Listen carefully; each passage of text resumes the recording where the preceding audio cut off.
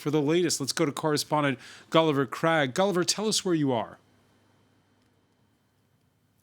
Well, I'm in Sokulka, which is about 15 kilometers from Kuźnica. Kuźnica is in the zone where there is a state of emergency that's been declared by the Polish government. That's been in place for months now, and journalists aren't allowed there. So we didn't make it to Kuźnica. The migrants, of course, didn't make it to Kuźnica either.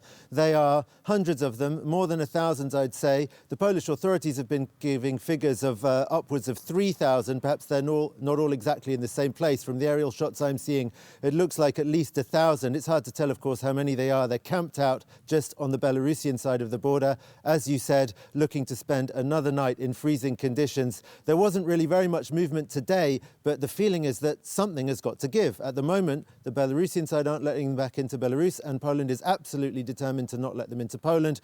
And it's got more than 12,000 troops patrolling the border, in addition to the usual border guards and police, in order to make sure that they don't give in to what they keep referring to as this hybrid attack from Belarus. Yeah, and the Polish president calling it an attack on the European Union. What are some of the other reactions where you are?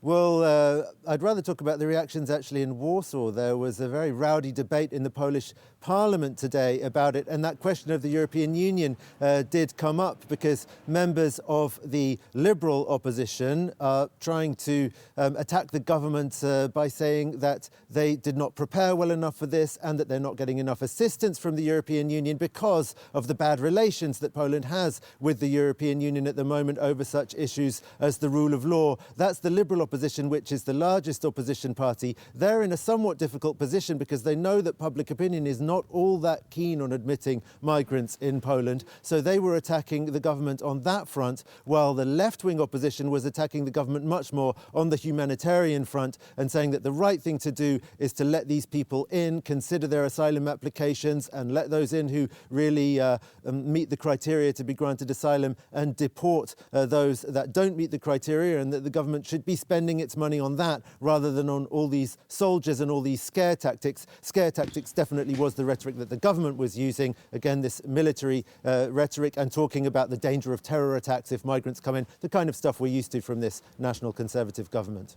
All right, many thanks. Gulliver Cragg reporting live there near the border between Poland and Belarus.